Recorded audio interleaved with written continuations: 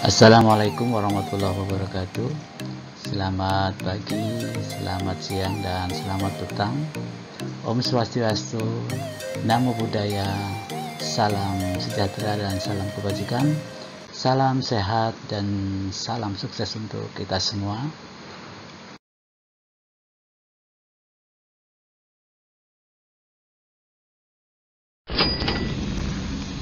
Praktek kearsipan sistem wilayah. Selamat mengikuti.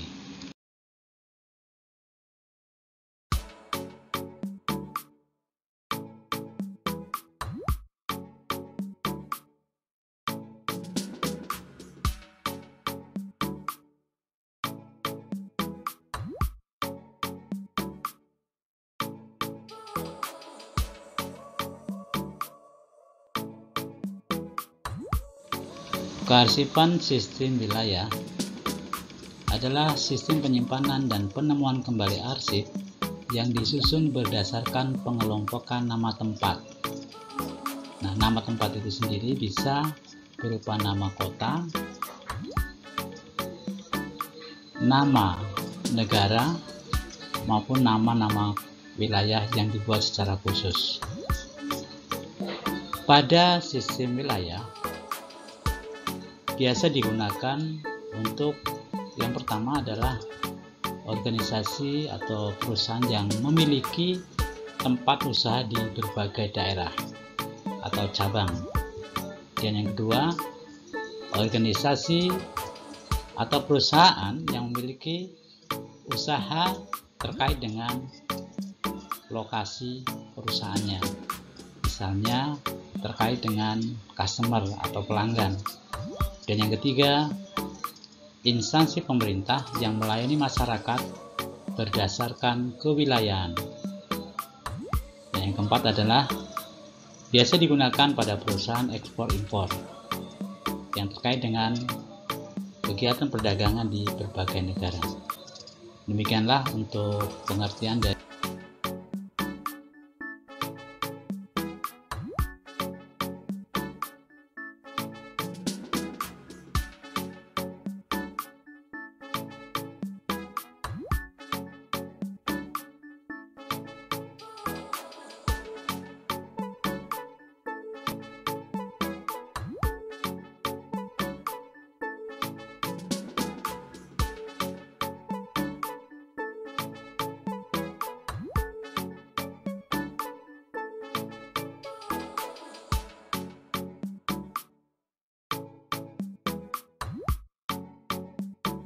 untuk menyiapkan penyimpanan arsip menggunakan sistem wilayah, diperlukan adanya daftar klasifikasi wilayah, di mana daftar ini memuat tentang pengelompokan wilayah yang nanti akan dibagi menjadi wilayah utama, subwilayah, dan sub-subwilayah dalam daftar klasifikasi. Nah, untuk membuat daftar klasifikasi sistem wilayah, ada 3 pembagian. Yang pertama adalah klasifikasi wilayah itu disusun berdasarkan nama negara. Dan yang kedua, wilayah disusun berdasarkan wilayah administrasi negara. Jadi tingkatan misalkan provinsi, kemudian kabupaten kota, kemudian kecamatan, desa, dan kelurahan. Dan yang ketiga adalah pembagian wilayah yang disusun berdasarkan wilayah administrasi khusus, di mana dalam pembagian wilayah administrasi khusus, klasifikasi ini disusun berdasarkan kepentingan masing-masing organisasi. Nah, untuk jelasnya mari kita ikuti tayangan berikut ini.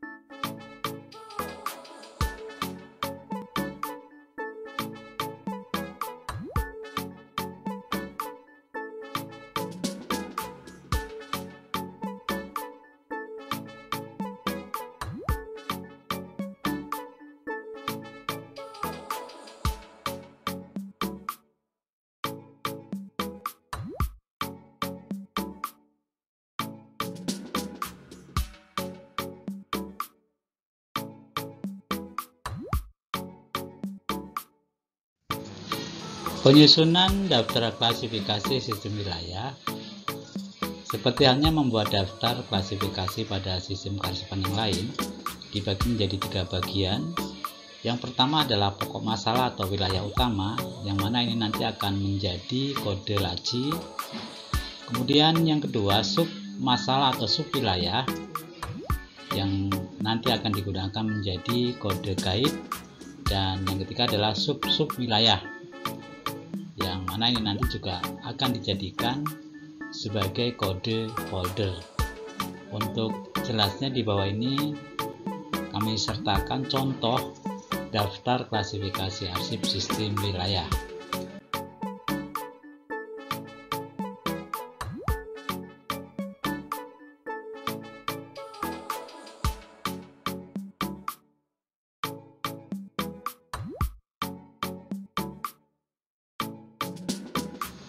Selanjutnya peralatan maupun perlengkapan arsip sistem wilayah. Yang pertama filing cabinet atau lemari arsip, kemudian yang kedua guide, kemudian yang ketiga hanging map atau folder, dan yang keempat kartu indeks. Yang berikutnya adalah card deck atau laci kartu indeks dan rak sortir. Nah, untuk jumlah yang diperlukan baik peralatan arsip tersebut, nah di bawah ini kami sampaikan contoh menyiapkan jumlah peralatan yang dibutuhkan dalam sistem penyimpanan arsip wilayah.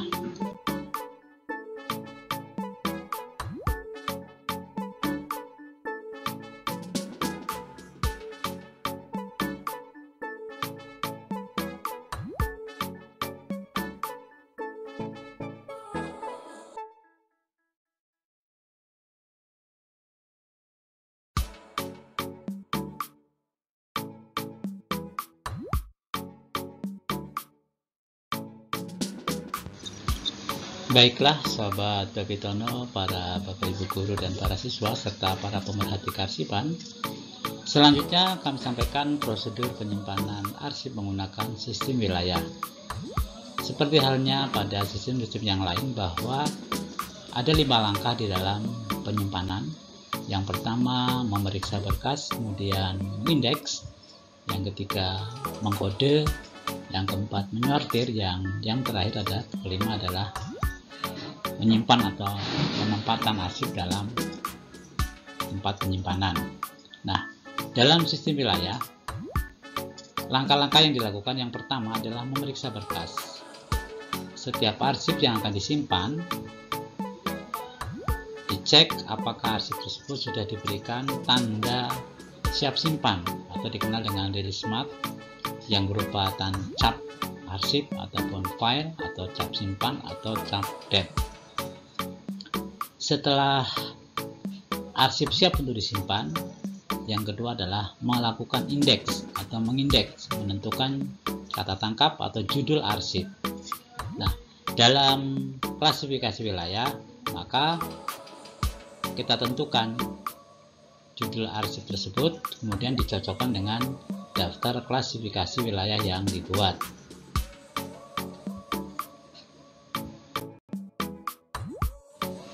Langkah berikutnya setelah mengindeks, kemudian mengkode, membubuhkan tanda tertentu di dalam arsip. Untuk penyimpanan arsip secara vertikal, kode ditulis di bagian pojok kanan bawah. Bagian pojok kanan bawah, penyimpanan vertikal itu penyimpanan arsip yang dilakukan secara berjejer ke belakang, ya, biasanya disimpan di dalam filing cabinet, ya, dalam map gantung ataupun hang map. Sedangkan jika dilakukan penyimpanan secara horizontal, yaitu dilakukan di dalam map secara ditumpuk ke atas gitu, maka penulisan kodenya dituliskan di pojok kanan atas seperti dapat dilihat pada contoh berikut ini.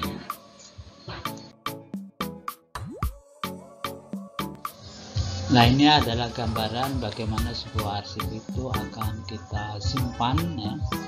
Nah, sudah diberikan kode, baik kode arsip. Ini kalau kode M itu adalah kode bahwa surat itu merupakan surat masuk, kemudian cap arsip. Nah, sehingga surat ini sudah siap untuk disimpan.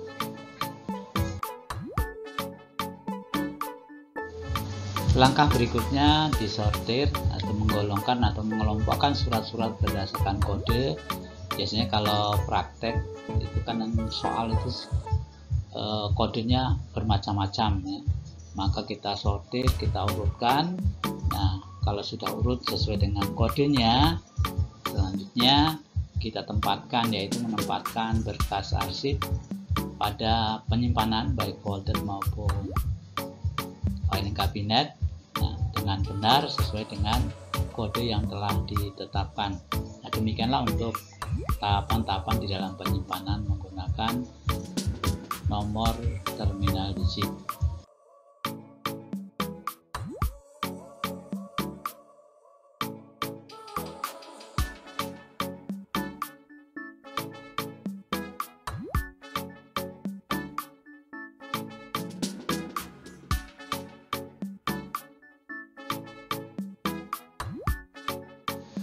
Baiklah Sobat Babitono, berikutnya kita akan pelajari bagaimana cara penemuan kembali arsip menggunakan sistem wilayah. Nah, langkah-langkahnya adalah sebagai berikut. Yang pertama, untuk mencari sebuah arsip, kita tentukan judul ataupun caption dari arsip yang akan kita cari.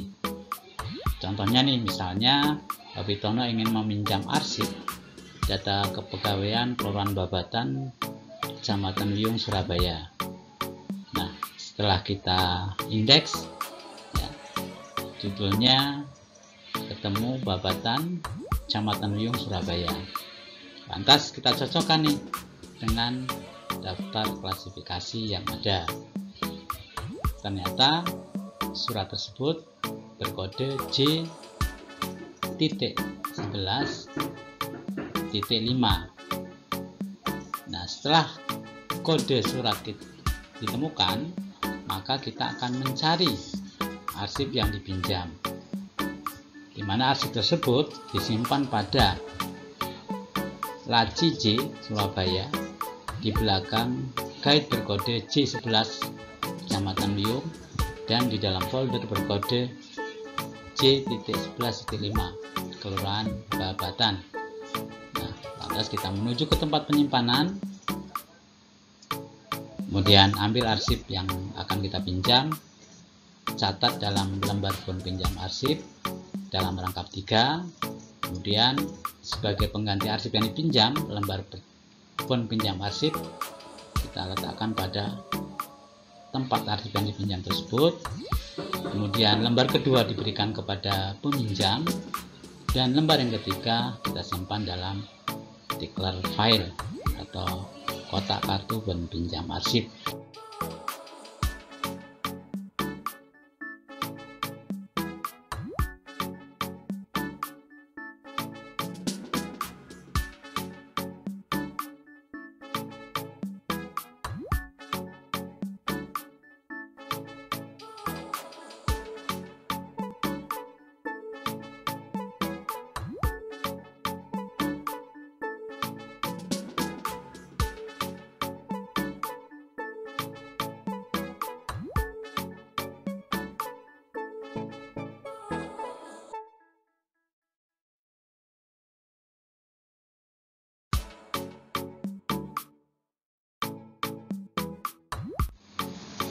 Baiklah Sobat Babitono, para ibu guru dan para siswa,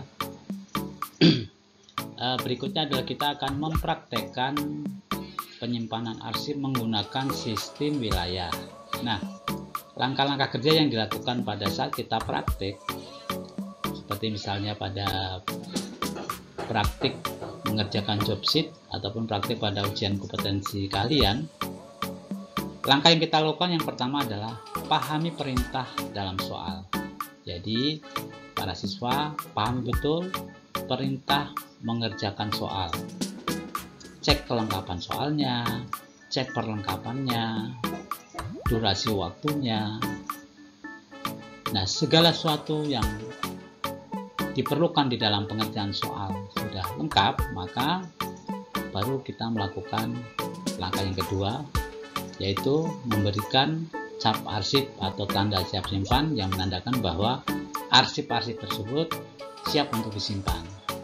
Dan yang kedua, kita mengindeks baik surat masuk maupun surat keluar, tentukan judulnya, kemudian tentukan kodenya, di mana kode disesuaikan dengan daftar klasifikasi wilayah yang dibuat. Selanjutnya, kita bubuhkan atau kita tuliskan kode pada surat yang akan disimpan. Kode diperoleh dari daftar klasifikasi yang dibuat.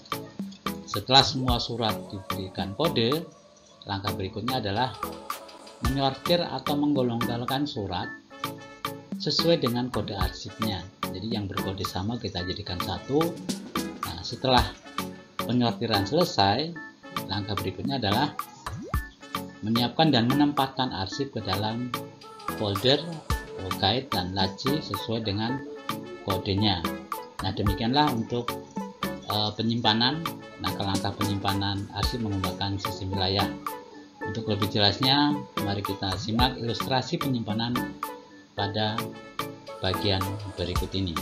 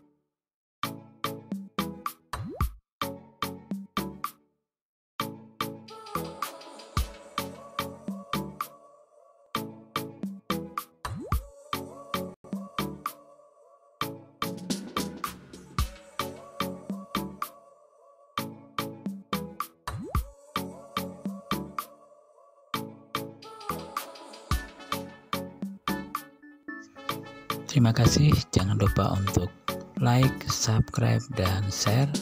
Nantikan video-video kami berikutnya.